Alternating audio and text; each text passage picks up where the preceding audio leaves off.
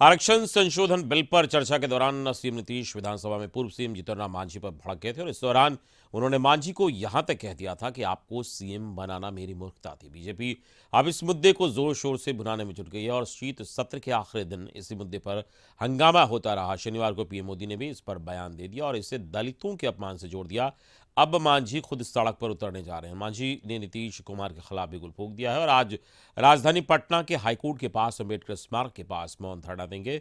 मकसद नीतीश कुमार के बयान को दलितों के अपमान से जोड़ना और इसे वोट में बदलना। हालांकि इस पर महागठबंधन ने पलटवार भी किया है।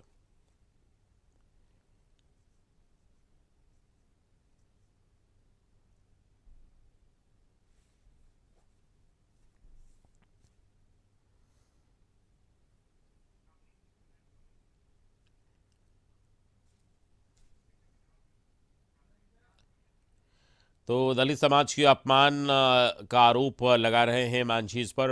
इसको लेकर वो प्रदर्शन करने वाले हैं और आपको बताएं कि इन्होंने स्पष्ट तौर पर कहा है कि दलित समाज को जलील करने वाला मुख्यमंत्री नीतीश कुमार ने बयान दिया है और इसी को लेकर वो प्रदर्शन करेंगे। और उच्च न्यायालय के निकट अम्बेडकर स्मारक पर एक मौन प्रदर्शन का आयोजन किया गया है। इन्होंने अपने ट्विटर अकाउंट पर भी लिखा है। बिहार विधानसभा में हाल ही की हुई घटना से हम नहीं बल्कि हमारे दलित समाज शर्मसार है। दलित समाज के साथ साथ महिलाओं को भी नीतीश कुमार जी ने छोड़ा नहीं है और इस मुद्दा को प्रधानमंत्री जी अपने भाषणों में मेंशन कर करके हम लोगों को अनुग्रहित किया है। हम प्रधानमंत्री जी के प्रति आभार व्यक्त करते हैं। आपने बिहार के दलित समाज और पूरे बिहार में जो सभी वर्ग के लोग हैं उसकी चिंता आप लगातार करते हैं और रामविलास पासवान जी और आदरणीय जीतन राम मांझी जी के प्रति जो उनका प्रेम है वो अपना उद्गार कर रहे थे। ये स्वाभाविक है। इतना पीड़ा देने वाला विषय है कि आप किसी दलित समाज को इस तरह अपमानित कर सकते हैं क्या? जो लोग प्रश्न उठा रहे हैं उनको ये बताना चाहिए ना कि आखिर में जीतन राम मांझी को मुख्यमंत्री किसने बनाया, किसकी सोच थी, किसने ये दिमाग में किसकी उपज थी। जबकि मुख्यमंत्री बनने के लिए तो बहुत से लोग दावेदार थे, अपर कास्ट में थे, पिछड़ा में थे, लेकिन क्यों महादलित ही क्यों?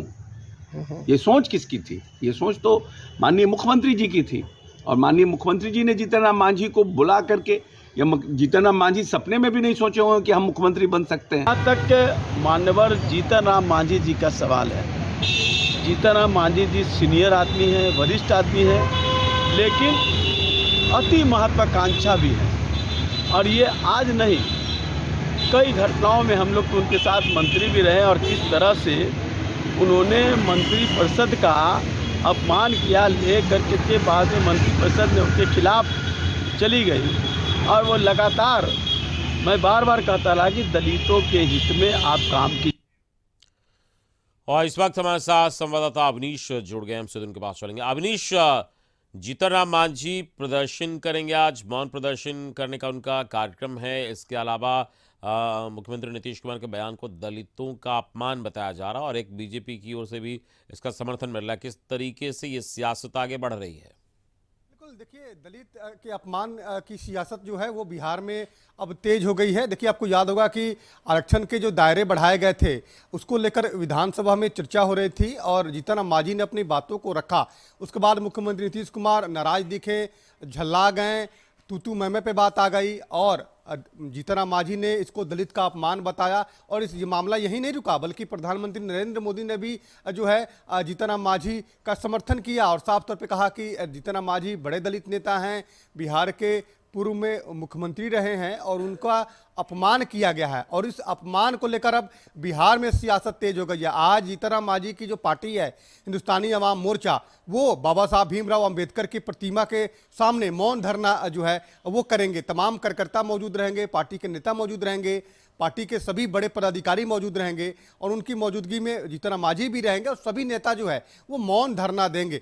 कोई कोशिश है। देखिए, लोकसभा चुनाव से पहले लगातार एनडीए जो है हर मुद्दे पर सरकार को, बिहार की सरकार को घेरना चाहता है, क्योंकि बिहार से ही महागठबंधन का स्वरूप जो है वो बना था, जो देश स्तर पर जो है वो काम कर रहा है। तो वैसी स्थिति में कोशिश है कि बिहार से ये एक बार फिर सियासत शुरू की जाए, दलित अपमान को लेकर सियासत शुरू की जाए, और इसी को लेकर आज बड़ा कार्यक्रम जो है वो रखा गया है। हाई कोर्ट के सामने बाबा साहब भीमराव अंबेडकर की प्रतिमा है और वहीं पर मौन धरना का कार्यक्रम जो है वो पार्टी की तरफ से रखा गया है। देखिए, कोशिश है लोकसभा चुनाव से पहले दलित, बिहार में भी जो दलितों की आबादी है वो खासा है, वैसी स्थिति में दलित वोट बैंक पे तमाम पॉलिटिकल पार्टियों की नज़र है।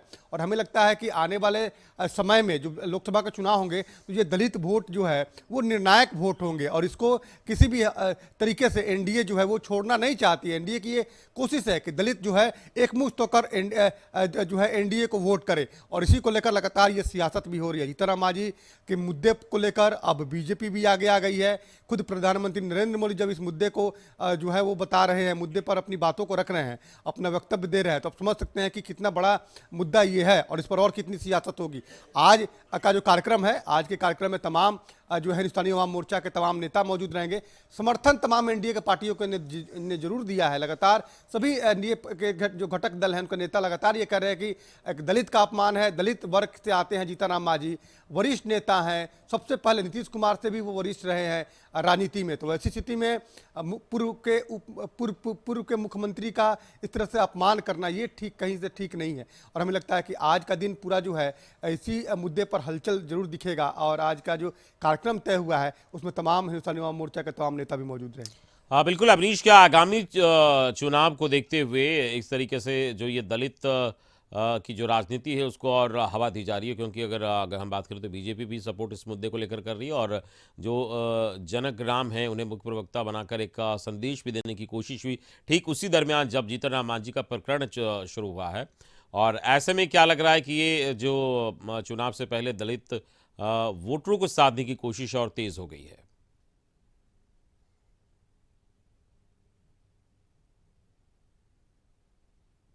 वो चुन के आते हैं, और कई लगभग सभी सीटों पर जो है वो निर्णायक स्थिति में है दलित वोट बैंक। तो हमें लगता है कि हर विधानसभा में 10,000 15,000 दलित वोट बैंक है और वो निर्णायक वोट है।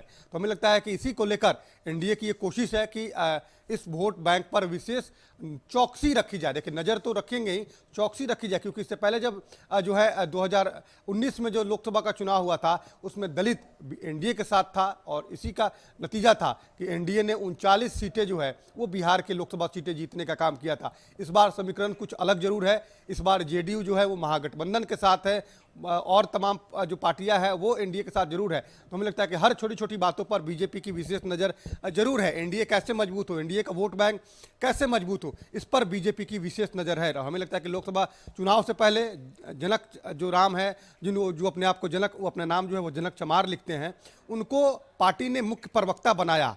ये मांझी प्रकरण के बाद इस तरह की स्थिति उत्पन्न हुई और बीजेपी को फैसला लेना पड़ा, क्योंकि जीतन राम मांझी के बहाने बीजेपी की ये कोशिश है कि दलित वोट बैंक पर चौकसी रखी जाए, नज़र रखी जाए, और इसी को लेकर जनक राम को मुख्य प्रवक्ता बनाया गया। जीतन राम मांझी के समर्थन में तमाम लोग आ गए हैं, खुद प्रधानमंत्री नरेंद्र मोदी आ गए हैं। तो आप इसी से अंदाजा लगा सकते हैं कि दलित वोट बैंक पे कितनी नज़र बीजेपी की है और दलित कितने जो है निर्णायक स्थिति में है। आज की स्थिति में सभी विधानसभा में अगर 10-15 हज़ार वोट बैंक भी है, वोट अगर दलितों का है, तो बीजेपी की कोशिश है कि ये तमाम वोट जो है वो एनडीए के साथ रहे। और इसी को लेकर लोकसभा चुनाव से पहले बीजेपी ने एक रणनीति बनाई है। अब दलितों के अपमान को लेकर ये तमाम लोग जो है सड़क पर भी आए थे। आपको याद होगा कि तमाम लोगों ने पुतला दहन किया था, विरोध प्रदर्शन किया था। आज जीतन राम मांझी मौन धरना का कार्यक्रम उन्होंने रखा है और एनडीए के सभी घटक दलों ने उनके इस कार्यक्रम को समर्थन भी किया है। चलिए, इस पूरी बातचीत के लिए बहुत बहुत शुक्रिया आपका अवनीश। हमारे संवाददाता बता रहे थे किस तरीके से दलितों को लेकर जो राजनीति है वो तेज हो रही है, और इसी कड़ी में जीतन राम मांझी आज अपना प्रदर्शन करेंगे और मुख्यमंत्री के बयान को वो दलितों का अपमान बता रहे हैं और इसके खिलाफ आज प्रदर्शन करेंगे।